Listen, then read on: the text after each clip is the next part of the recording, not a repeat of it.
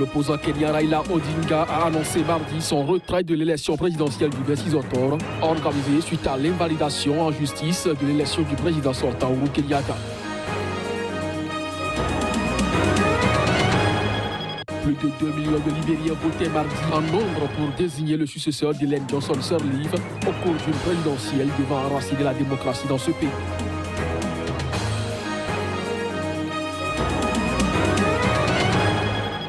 Au Mali, un meeting organisé par la plateforme Ankaben pour soutenir le président Ibrahim Boubacar Keïta a rassemblé hommes, femmes, jeunes des partis politiques et organisations de la société civile.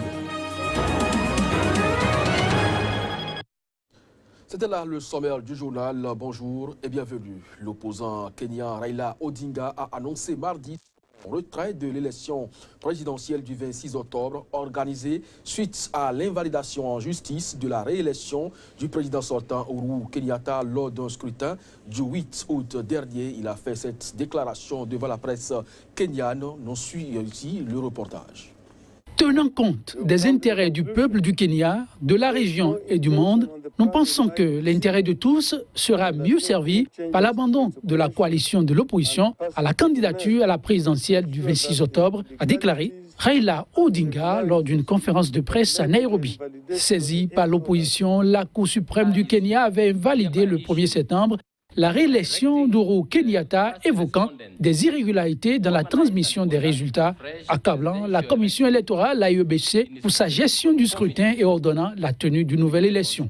L'opposition avait ensuite conditionné sa participation au nouveau scrutin à une réforme en profondeur de l'IEBC dans l'éviction de plusieurs de ses responsables. Elle a également organisé des manifestations contre la structure alors que se sont multipliées les invectives entre pouvoir et opposition.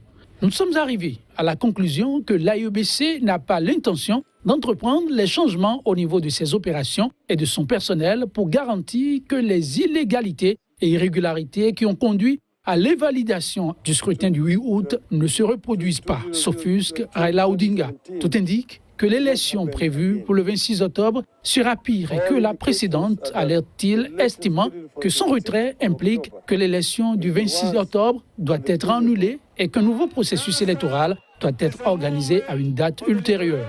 Les réelles implications de ce retrait sont toutefois pour l'heure incertaines et devraient faire l'objet d'une âpre bataille sur l'interprétation des textes de loi.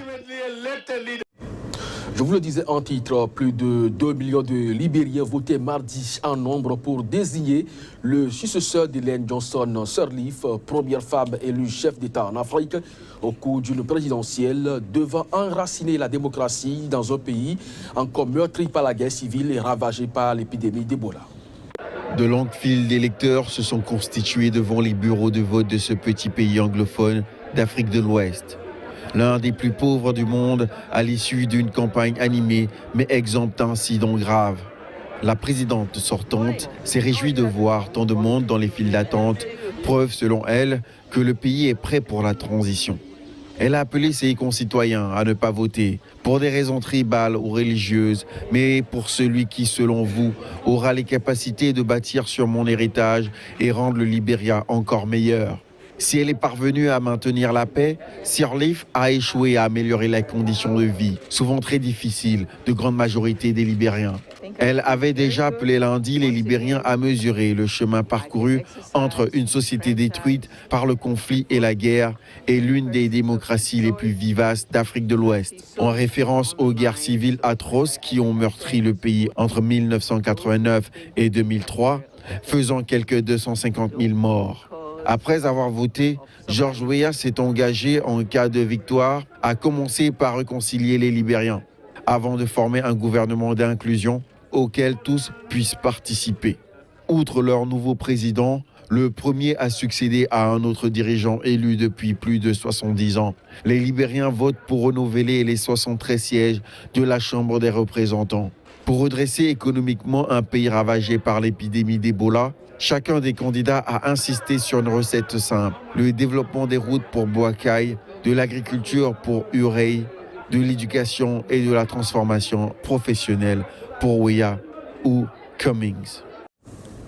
Au Mali, cette fois, plusieurs milliers de personnes se sont réunies dimanche au stade Omnisport Modibo Keïta de Bamako pour soutenir la paix et les actions du président de la République. Un meeting organisé par la plateforme Ankaben qui regroupe plusieurs organisations de la société civile et des mouvements de femmes et de jeunes de partis politiques dans le pays. C'est un meeting de soutien aux actions du président de la République Ibrahim Boubacar Keïta, aux forces armées de sécurité maliennes ainsi qu'à la paix et la réconciliation nationale. Si les institutions ne sont pas fortes, il est extrêmement difficile pour nous de pouvoir venir à bout de la crise que nous sommes en train de vivre aujourd'hui au Mali. Et nous sommes convaincus du fait qu'aujourd'hui, il y a des enjeux géoéconomiques, géostratégiques, géopolitiques.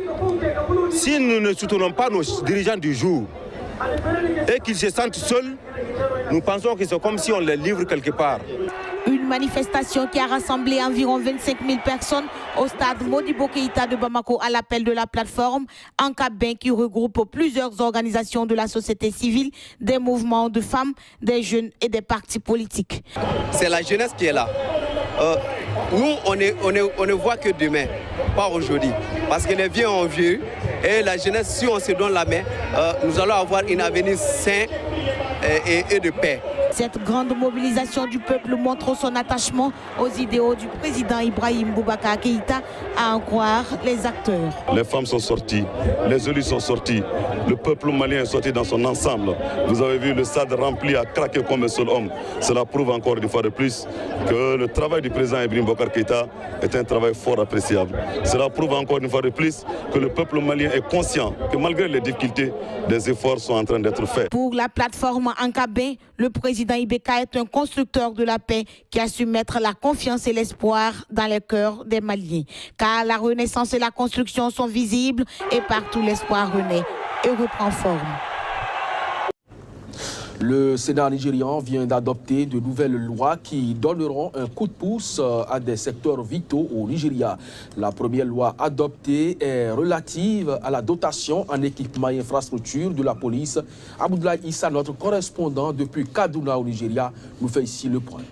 Le Sénat a proposé un fonds de développement de 540 milliards de naira par an pour la police nigériane, fonds qui servira à la formation et recyclage du personnel de cette force. Le fonds est également destiné à l'acquisition des équipements, des bureaux et autres nécessaires indispensables aux forces de maintien de paix. Selon le Sénat, si le projet de loi est finalement adopté, le fonds veillera à ce que les installations nécessaires pour améliorer la prestation des services de sécurité de la police du Nigeria soient atteintes. Dans ce contexte, le Sénat a proposé 0,5% du coût total des recettes attribuables au compte de la Fédération, coût estimé à 370 milliards de naira, pour aller au fonds du développement. Dans son débat principal sur le projet de loi, le président du comité sénatorial des affaires policières, le sénateur Abou Ibrahim, a déclaré que le projet de loi, un montant proposé pour l'impôt sur le revenu des entreprises de 5%, équivalent à 50 milliards de naira pour le fonds de police, ainsi que pour le fonds de cybersécurité à 30%, qui s'élèverait à 20 milliards de naira pour le fonds proposé. Selon lui, il est devenu impératif d'améliorer le financement de la police.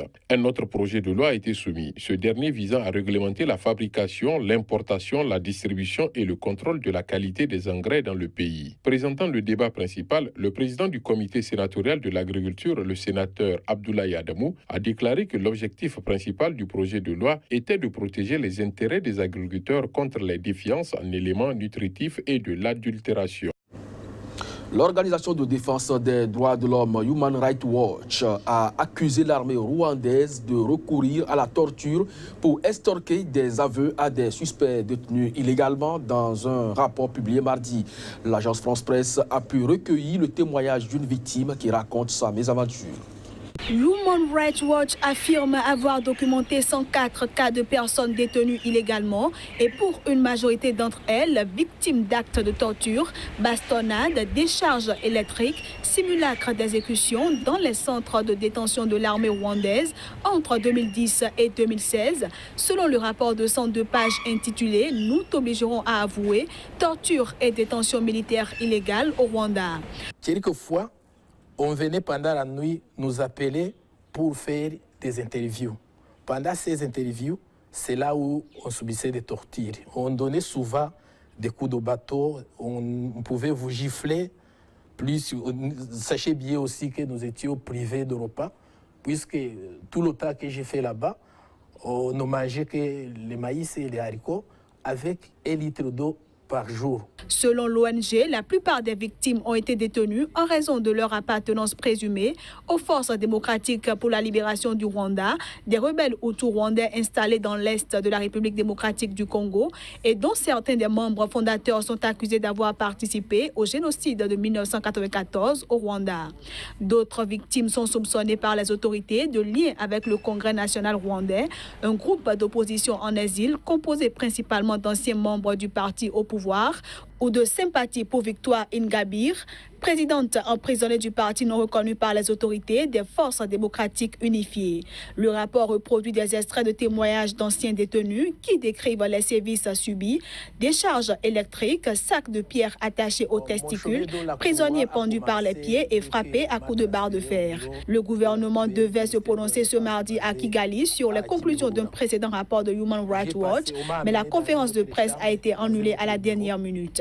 Paul Kagame est l'homme fort du Rwanda depuis que le FPR a renversé en juillet 1994 le gouvernement extrémiste Hutu, ayant déclenché un génocide qui a fait 800 000 morts entre avril et juillet 1994, essentiellement parmi la minorité Tutsi.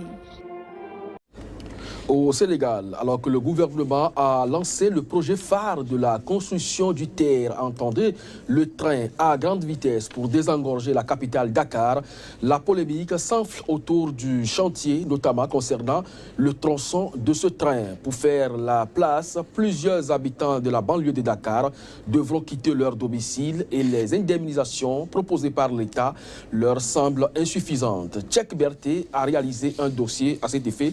On suit son reportage.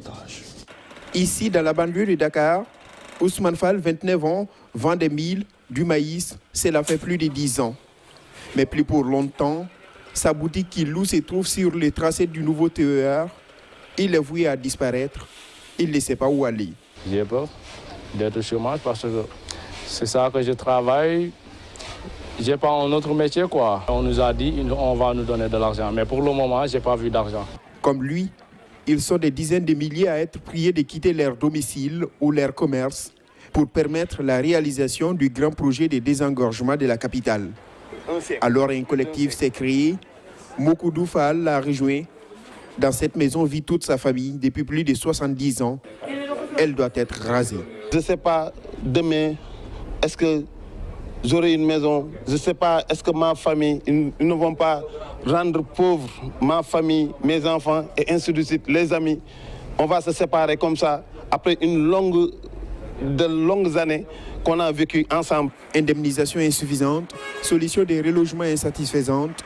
Pour leur première action, les membres du collectif ont décidé d'organiser une marche pour sensibiliser une population mal informée et démunie face aux exigences de l'État selon eux. Mais alors que la caravane n'a pas encore commencé, la police s'interpose, lance des lacrymogènes. Mokoudou et une dizaine d'autres manifestants sont arrêtés. S'ils veulent nous barrer la route, qu'ils nous tuent d'abord. Notre maison, c'est notre patrimoine. Les personnes interpellées ont été libérées par la suite, mais la colère et la frustration de ne pas être entendues restent intactes. 19 200 francs le mètre carré. Où est-ce qu'à Pékin, vous pouvez trouver un terrain à 19 200 francs le mètre carré? Vous ne pouvez pas avoir dans la région de Dakar un terrain à ce prix. Ce n'est pas possible. Donc où est-ce qu'ils veulent qu'on loge? Le TER est un des projets phares du plan Sénégal émergent du président Macky Sall. Le premier tronçon de 36 km doit être opérationnel en 2019. Les travaux ont à peine commencé. Voilà qui referme donc cette édition. Merci à vous de nous avoir suivis. L'information se poursuit sur Sika. Restez donc à notre compagnie.